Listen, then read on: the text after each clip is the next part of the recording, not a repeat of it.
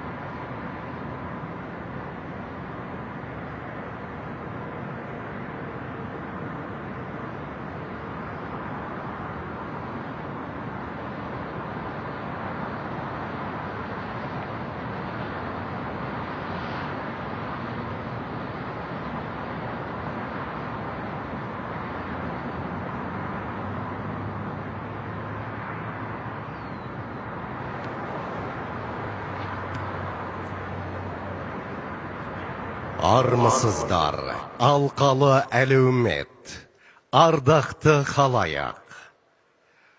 Астанадан сөйлеп тұрмыз. Айбыны асқақ, сәулеті көркем, тұғыры биік, Қазақ елі монументінің алдындамыз. Тұла бойына тарихтың қатпарлы шежіресін қаттаған, бабалар ерлігін ұлықтаған, ұрпақтар сабақтастығын жалғастырған, жасампаз халық ескерткіші. Бүгін 2025 жылғы 7 мамырда осы жерде ұлы жеңістің 80 жылдығына арналған әскери парад өтеді. Бас алаңға 5000-нан аса көрермен жиналған. Оның ішінде соғыс және тыл ардагерлері, дипломатиялық корпус пен халықаралық ұйымдардың өкілдері, депутаттар мен қоғам қайраткерлері, еліміздің әр аймағынан келген делегаттар, ардагерлер, ұйымдарының өкілдері, әскери патриоттық клубтардың жас сарбаздары бар. Салтанатты шеру Астана мен барлық облыс орталықтарында орнатылған LED экрандар арқылы және республикалық телеарналар арқылы тікелей эфирде көрсетіледі. Дәл қазір елордамыздың төріндегі Қазақ елі алаңында басталатын мерекелік парадты тұтас ел болып бірге тамашалауға шақырамыз. Мемлекет басшысы Қасым-Жомарт Тоқаев атап өткендей, бұл парад бір жағынан майдангерлер мен тыңгерлерге тағзым, екінші жағынан ұлттық рухымыздың мықтылығын көрсететін символ. Говорит и показывает Астана. Сегодня, 7 мая 2025 года, все республиканские телеканалы ведут прямую трансляцию с главной площади страны Қазақ-Елі. В столице и крупных городах страны центральные LED-экраны настроены на получение сигнала прямо с этой площади. Собрались свыше 5000 гостей, среди которых ветераны войны и труженики тыла, представители дипломатического корпуса и международных организаций, депутаты и общественные деятели, делегаты из всех регионов страны, а также представители общественных и ветеранских организаций, воспитанники военно-патриотических клубов и многие другие. Құрметті отандастар, ардақты ардагерлер, қадірлі қонақтар. Қазақстан Республикасы қарулы күштерінің ер жүрек жауынгерлері сіздерді 7 мамыр отан қорғаушы күнімен және ұлы жеңістің 80 жылдығымен құттықтайды. Ерлігімен атаңызға айналған батырлардың есімі ел есінде. Даңқты қолбасшылар Бауыржан Момышұлы, Мәлік Ғабдуллин, Сағадат Нұрмағанбетов, Сабыр Рахимов, автоматшылар Сұлтан Баймағанбетов пен Төлеген Тоқтаров, ержүрек ұшқыштар Талғат Бигелдинов, Нұркен Әбдіров, Сергей Луганский, Леонид Беда, Рейхстагқа ту тіккен Рахымжан Қошқарбаев, қазақтың қайсар қыздары Мәншүк Мәметова, Хиуаз Доспанова мен Әлия Молдағұлова есімдері баршаға белгілі. Бүгін халқымыздың қаһармандығы мен бірлігін, ер жүрек жауынгерлердің батырлығы мен тыл еңбеккерлерінің жанқиярлық еңбегін дәріптейтін күн. Уважаемые казахстанцы, дорогие ветераны, 80 лет прошло с мая 1945 года, но свет подвига наших отцов и дедов продолжает жить в сердцах поколений. В суровые военные годы во всей полноте проявились лучшие качества нашего народа: стойкость, героизм, сплоченность, Воинская доблесть, готовность к самопожертвованию во имя торжества идеалов добра и справедливости. Этот парад отражает гордость за всех наших героев, глубокое уважение и благодарность за их подвиги и жертвы. Пусть каждый чеканный шаг парадных расчетов станет живым напоминанием. Герои живы, пока о них помнят. Наш народ с глубокой благодарностью чтит подвиги предков и по праву гордится теми, кто сегодня стоит на страже независимости страны. 1941 мен 1945 жылдардағы алапат соғысқа 1,200,000 аса отандасымыз қатысты. Республиканың әрбір 4-ші тұрғыны әскер қатарына шақырылды. Майдан даласында атылған әрбір 10 оқтың 9-ы Қазақстан қорғасынынан құйылды. Кеңес одағы батырығы деген атақты 500-ден аса отандасымыз алса, тәуелсіздіктің алғашқы жылдарында бекітілген халық қаһарманы атағымен елімізде 37 азамат марапатталған. Оның 12-сі соғыс ардагері. Былтыр президент Қасым-Жомарт Тоқаев Айбын орденінің 3 дәрежесіне халқымыздың біртуар батырлары Сағадат Нұрмағанбетов, Бауыржан Момышұлы мен Рақымжан Қошқарбаев есімін беру туралы заңға қол қойды. Бұл ерліктің символына айналған батырлар есімін ұлықтаудың жарқын мысалы.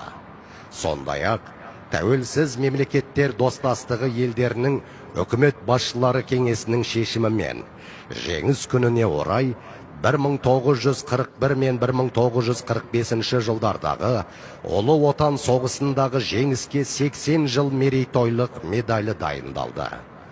Мереке күндері ел аумағында 42,000-нан аса жерлесіміз осы медальмен марапатталды. В суровой войне 1941-1945 годов участвовало более 1,2 миллиона казахстанцев.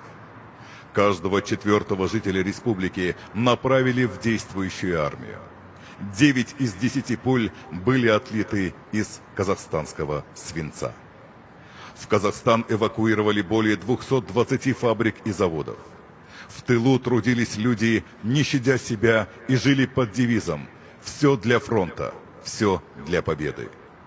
Более 500 казахстанцев были удостоены высшей награды звания Героя Советского Союза. 110 казахстанцев стали полными кавалерами Ордена Славы.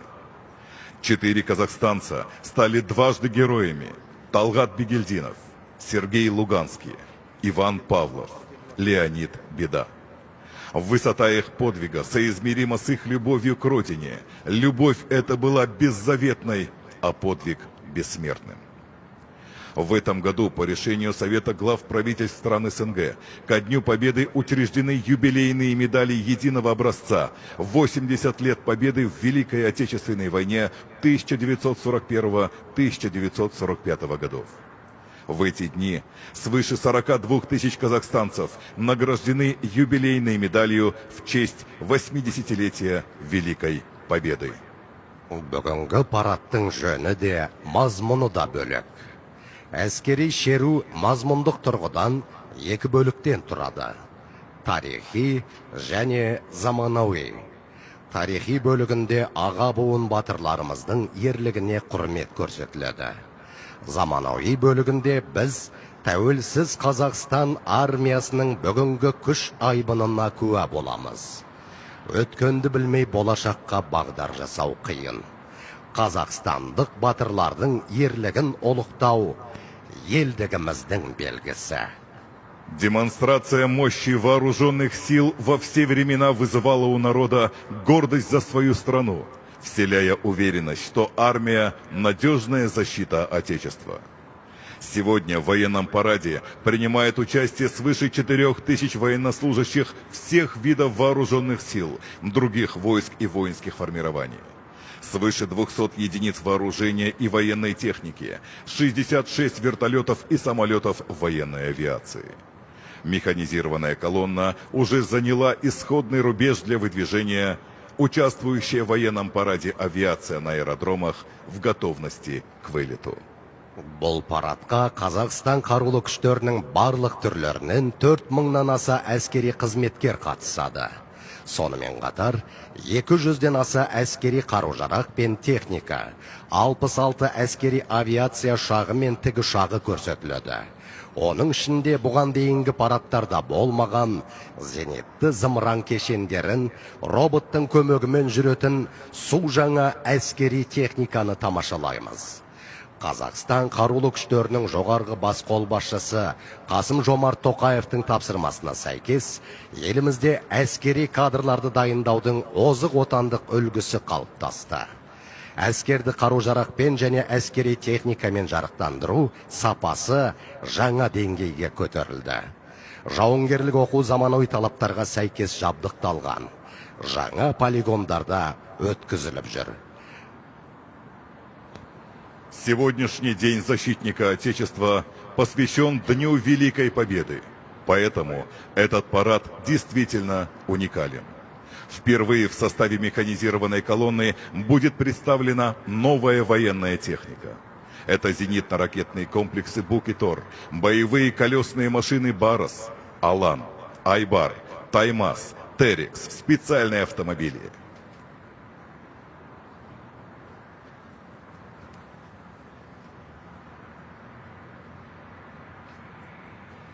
Парад! Қазақстан Республикасының мемлекеттік туына және жеңіс туына тік тұр. Сол жақтан қарсы алу үшін қарауыл!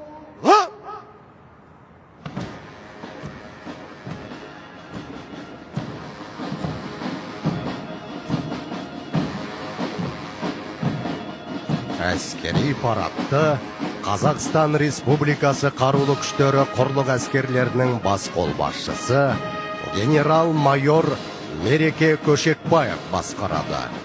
Ол мемлекетке сіңірген еңбегі үшін 2-ші дәрежелі айбын және 2-ші дәрежелі даңқ ордендерімен марапатталған.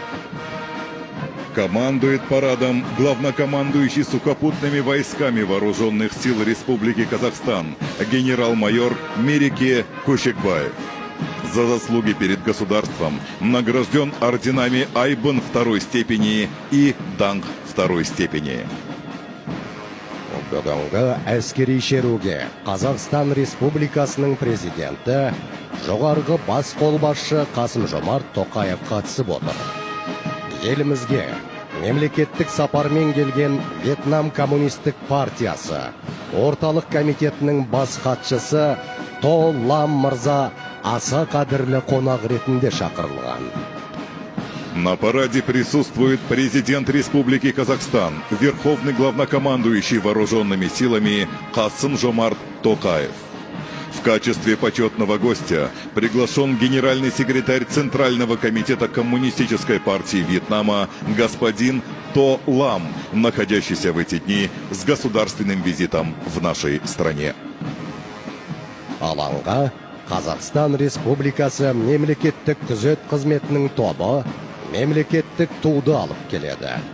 Туды сержант Асхат Мақсатұлы ұстап келеді. Топты Айбын президенттік полка құрмет қарауыл бастығы, 2-ші дәрежелі Айбын орденінің егері подполковник Қайрат Молдабаев бастап келеді. Мемлекеттік тумен бірге алаңда жеңіс туы желбірейді. Бұл осыдан 80 жыл бұрын әйгілі отандасымыз Рақымжан Қошқарбаев пен оның майдандасы Григорий Булатов Рейхстаг ғимаратына алғашқы болып тіккен тудың ресми көшірмесі. Тудың бетінде 2-ші дәрежелі Кутузов орденінің егері 150-ші атқыштар дивизиясы деген сөздер бар. Бұл дивизия соғыс басталғанда Қостанайдан жасақталып, майданға аттанған 151-ші бригаданың негізінде құрылған. Соғыс кезіндегі жауынгерлік жалау айбынды жеңіс туына айналды. Бұл майданның алдыңғы шебінде ең сұрапыл орыстарда ерліктің ерен үлгісін көрсеткен барша Қазақстан сарбаздарына деген құрметіміздің символы. Біз 1945 жылы 30 сәуірде Рахымжан Қошқарбаевтың Рейхстагқа бірінші болып жеңіс туын тіккенін мақтан етеміз. Осы ерлігі үшін батыр жауынгерлік қызыл ту орденімен марапатталды. Ал 1999 жылы 7 мамырда оған халық қаһарманы атағы берілді. Жеңіс туын мемлекеттік күзет қызметінің айбын президенттік полкі құрмет қарауыл ротасының бөлімше командирі сержант Сайлау Сая ұстап келеді. Сапты аға лейтенант Рүстембек Әлкеев басқарады. За государственным флагом Республики Казахстан развивается знамя победы, как символ отваги и мужества наших героев, дошедших до Берлина. Мы с уважением относимся к своему прошлому, чтим историю нашего народа, гордимся своим настоящим и с уверенностью смотрим в будущее. Это официальная копия знамени 150-й стрелковой дивизии, преемницы 151-й Кустанайской бригады. Именно в составе этой дивизии сражались легендарные герои Рахымжан Қошқарбаев и Григорий Булатов, которые первыми водрузили знамя победы на здании Рейхстага. За этот подвиг Рахымжану Қошқарбаеву было присвоено высшее звание «Халық Қаһарманы» в 1999 году. Мы помним и чтим подвиг героев. Бүгінгі таңда ел аумағында 105 соғыс ардагері бар. Олар 80 жылдан бері бейбітшіліктің қадір қасиетін қазіргі ұрпаққа айтып түсіндіріп келеді. Олардың арасынан осы парадқа арнайы келіп қатысып отырған ардагерлеріміз де бар. Астана қаласынан Ырзагүл Байкешев, Алматы қаласынан Владимир Белозеров, Қосшы қаласынан Нұрғасым Әжітаев, Қостанай қаласынан Қасымжан Алдабергенов, Өскемен қаласынан Курмат Рахимов, Қарағанды қаласынан Григорий Степянка келіп отыр. Құрметті қонақтар арасында бүгінгі күннің батырлары, халық қаһармандары да бар. Халық қаһармандары әйгілі ғарышкерлер Тоқтар Әубәкіров, Талғат Мұсабаев, Айдын Айымбетов ортамызда. Халық қаһармандары Мұхтар Алтынбаев, Сәт Тоқпақбаев, Бақытжан Ертаев, Қайрат Үмбетов, Азамат Жұмәділов те осында. Батырлардың ұрпақтары Сағадат Нұрмағанбетовтың қызы Айсұлу Нұрмағанбетова, Иван Панфиловтың немересі Алуа Байқадамова келіп отыр.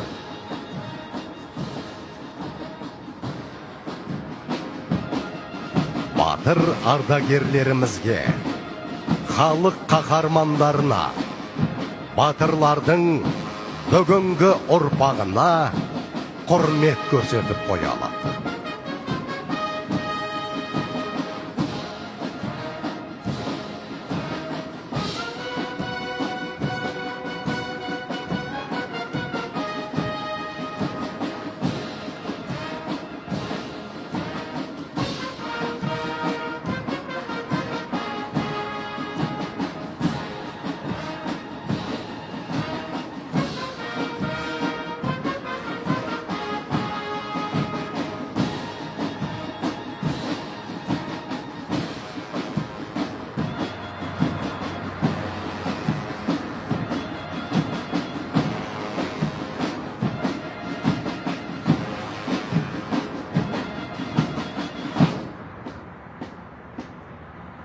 Еркін тұр.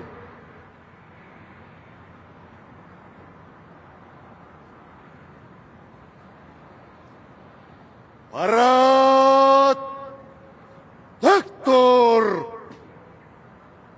сол жақтан қарсы алу үшін.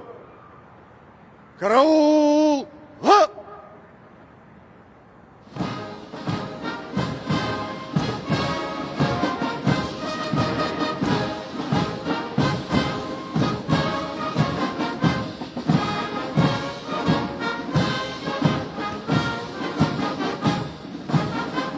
Бас алаңда Қазақстан Республикасының қорғаныс министрі генерал-полковник Руслан Жақсылықов.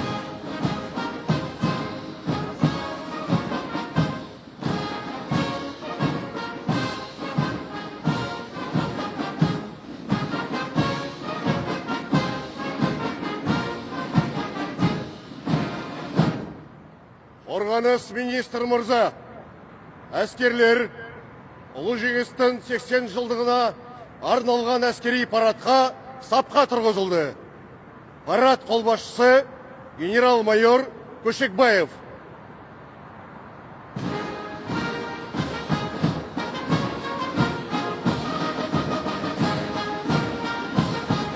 Қорғаныс министрінің көлігі парад қолбасшысымен бірге парадқа қатысушыларды қарсы алу үшін оң қапталға бағыт алды.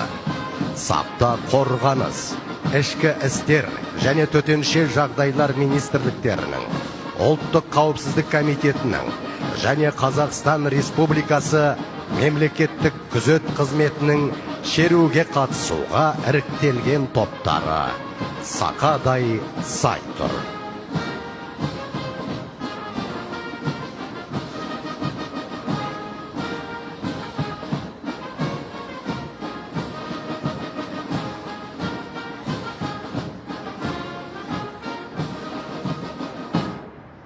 Армысыз, айбынды сарбаздар!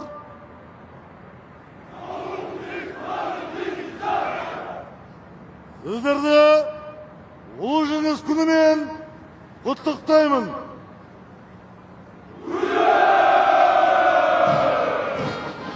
Министр обороны поприветствовал парадные расчеты военного колледжа имени Сагадата Нурмагомедова, управление главнокомандующего сухопутными войсками, сил воздушной обороны, военно-морских сил вооруженных сил Республики Казахстан. Поздравляет личный состав с 80-летием Великой Победы.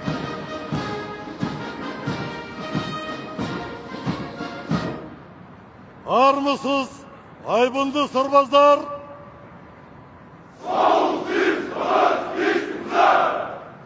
Сіздерді ұлы жеңіс күнімен құттықтаймын. Министр обороны направляется для приветствия личного состава парадных расчетов сил специальных операций, десантно-штурмовых войск, подразделений морской пехоты, военной полиции, миротворческих сил, женщин-военнослужащих, бригады территориальной обороны, Национального университета обороны, военных институтов сухопутных войск, сил воздушной обороны, радиоэлектроники и связи, военного колледжа имени Шокана Уалиханова. Армысыз, айбынды сарбаздар!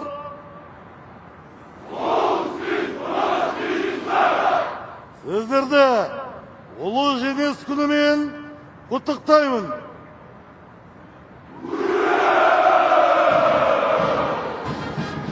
Министр обороны прибывает для приветствия личного состава парадных расчетов Пограничной академии КНБ, отряда быстрого реагирования Министерства внутренних дел, подразделений Национальной гвардии, Министерства по чрезвычайным ситуациям и службы государственной охраны.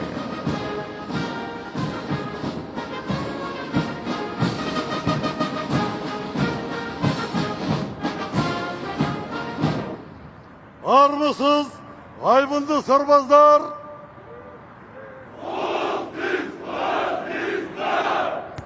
Сіздерді ұлы жеңіс күнімен құттықтаймын.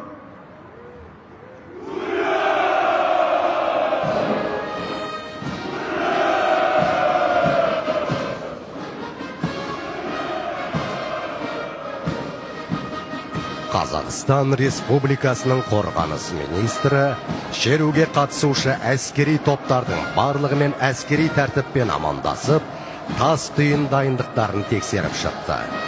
Руслан Жақсылықов жоғарғы бас қолбасшыға парадтың дайындығы туралы баяндау үшін трибунаға бет алды.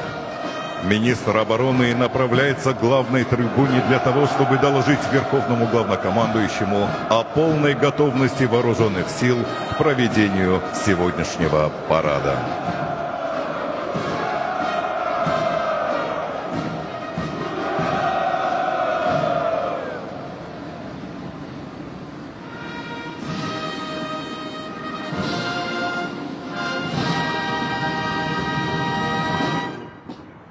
Жоғары бас қолбасшы мырза, әскер парадқа дайын. Қорғаныс министрі генерал-полковник Жақсылықов. Армысыздар, жауынгерлер.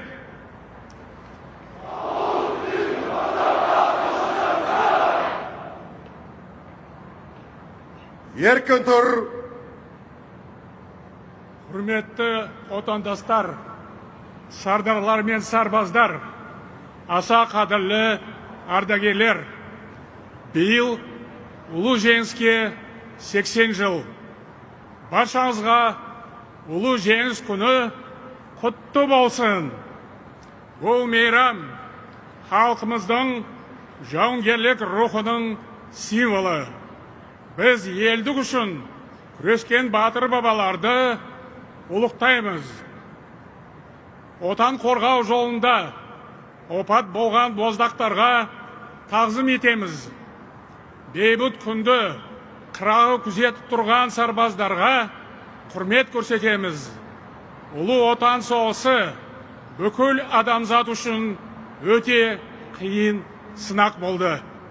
Оның зардабы көптеген елге ауыр тиді. Солардың ішінде Қазақстан да бар. Қаһарлы күндер соғыстың тек қасірет әкелетінін көрсетті. Бейбітшіліктің баға жетпес байлық екенін ұғындырды. Ұлы жеңіс тарихымыздың ажырамас бөлігі және күллі әлем үшін үлкен сабақ. Біз осы ақиқатты әрдайым есте сақтауымыз керек. Зұлмат кезеңді бастан өткерген майдангерлер қазір ортамызда отыр. Құрметті ардагерлер, барша халықтың атынан сіздерге шын жүректен алғыс айтамын. Аға буынның өшпес ерлігі ұрпаққа ұлағат. Отаншылдығы мен жанқиярлығы үлгі өнеге. Біз ұлы отан соғысының ардагерлерін ешқашан ұмытпаймыз. Баршаңызға бас иеміз. Халқымыз ұлы жеңіске өлшеусіз үлес қосты. В годы Великой Отечественной войны на фронт были призваны свыше 1 200 000 казахстанцев. Половина из них героически погибли, отдав свои жизни за светлое и безопасное будущее следующих поколений соотечественников. Даңқты ұл-қыздарымыз еліктің озық үлгісін көрсетті. Қазақтың жау жүрек ұлт екенін паш етті. 500-ден астам жауынгеріміз Кеңес одағының батыры атанды. Талғат Бигелдинов, Сергей Луганский, Сағадат Нұрмағамбетов, Иван Панфилов, Бауыржан Момышұлы, Нұркен Әбдіров, Мәлік Абдулин, Сабыр Рахимов, Мәншүк Мәметова, Әлия Молдағолова, Рахымжан Қошқарбаев, Хиуаз Доспанова және басқа да көптеген қаһармандарымыз өшпес із қалдырды. Тыл еңбеккерлері соғыс жылдары жанкештілік пен табандылық танытты. Қазақстаннан Майданға 1,5 мың вагон киім-кешек пен азық-түлік жіберілді. Елімізге жүздеген кәсіпорын көшірілді. Көптеген жаңа өндіріс салынды. Олар өте қысқа мерзім ішінде майданға қажет өнімдер шығара бастады. Жұртымыз жұдырықтай жұмылып, күні түні жұмыс істеп, қару-жарақ пен оқ-дәрі дайындады, әскери киім тікті. Соғыстағы 10 оқтың 9-ы Қазақстанда жасалды. Ұлы жеңісті ұлықтау дегеніміз, бұл ең алдымен ер жүрек батырларымызды жадымызда мәңгі сақтау деген сөз. Олардың ерлігі мен еңбегін жас ұрпақ біліп өсуге тиіс. Біз жеңістің 80 жылдығын атап өтуге баса назар аудардық. Еліміз бойынша мыңдаған маңызды ауқымы кең іс-шара өткізіліп жатыр. 500-ге жуық көшеге Қазақстан қаһармандарының есімі берілетін болды. Елімізде батырларға тағзым атты шеру өтеді. В нашей стране пройдет шествие батырларға тағзым. Поклонимся героям, посвященное казахстанским фронтовикам. Потомки участников самой кровопролитной в истории человечества войны пронесут по улицам их портреты. Сегодня, когда в глобальную политику проникли бациллы агрессии и ненависти, крайне важно донести до всех граждан нашего государства всю правду о войне. Без истины невозможно познать цену мира. Соғыстың тарихи ақиқатын, ұлы жеңістің мән мағынасын қасақана бұрмалауға жол беруге болмайды. Қазіргі құбылмалы заманда Қазақстан үшін ең басты мақсат ұлт мүддесін қорғау. Сыртқы саясатымыз осы мақсатты қамтамасыз ету үшін жүргізіліп жатыр. Қазақ халқы бейбіт халық. Жаным арымның садағасы деген өр намысты айбарлы ел. Жұртымыздың ерлік дәстүрі ғасырлар бойы ұрпақтан ұрпаққа мирас болып келеді. Алтын Орда Қазақ хандығы кезіндегі баһадур бабаларымыз кең байтақ жерімізді қорғап, кейінгі буынға аманат етті.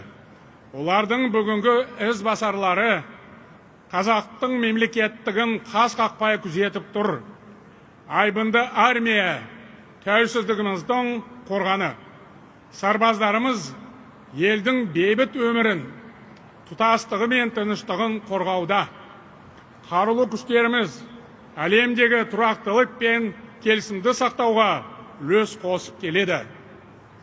Жауынгерлеріміз Біріккен ұлттар ұйымының бітімгерлік миссиясына ойдағыдай қатысуда. Бұл бүкіл әлемдегі Қазақстан армиясына деген зор сенім. Еліміздің қорғаныс қабілетін арттыру аса маңызды міндет.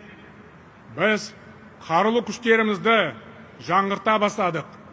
Армиямызды күшейту үшін нақты жұмыс жүргізіп жатырмыз. Осы өте маңызды мәселе бойынша парламент заң қабылдады. Мемлекет әскери қызметшілерге, арнаулы мекемелер мен азаматтық қорғаныс саласының қызметкерлеріне әрдайым қолдау көрсетеді. Армиямыздың күш қуаты жауынгерлік рух пен темірдей тәртіпке тікелей байланысты. Сіздердің мінсіз қызметтеріңіз елдегі қауіпсіздік пен тыныштық кепілі. Біз озық ойлы ұлт ретінде заң мен тәртіпті бәрінен биік қоятын болдық. Әр азаматтың бойында отанға деген адалдық пен әділдік болуға тиіс. Құрметті сарбаздар, ел қорғау абыройлы міндет және зор жауапкершілік. Бұл әр азаматтың перзенттік парызы. Сіздермен бірге барша азаматтарымыз әділетті, қуатты, қауіпсіз және таза Қазақстанды құрып жатыр. Осы тарихи жұмысымыз табысты болсын. Рухымыз мықты, мемлекеттігіміз мәңгі болсын. Көк туымыз биікте желбіресін. Қадірлі отандастар, ұлы жеңістің 80 жылдығы құтты болсын. Поздравляю всех граждан Республики Казахстан с 80-летием Великой Победы. Ура!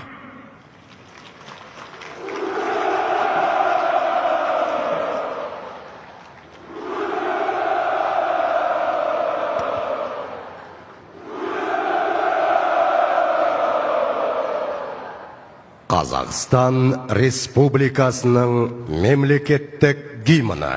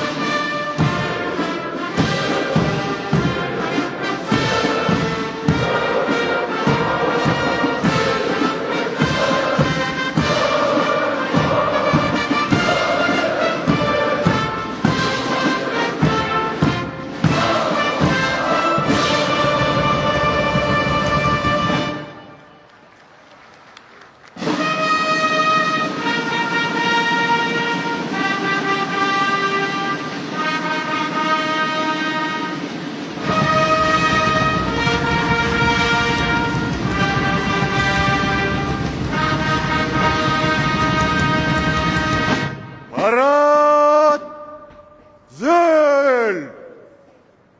Тік тұр!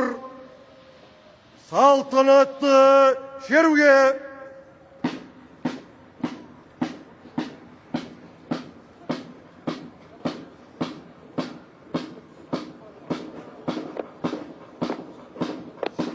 Рота бойынша! Бірінші рота тура! Қалғандары 10! Екі сызықты қарақаштықта түзелен 10-ға адым бас!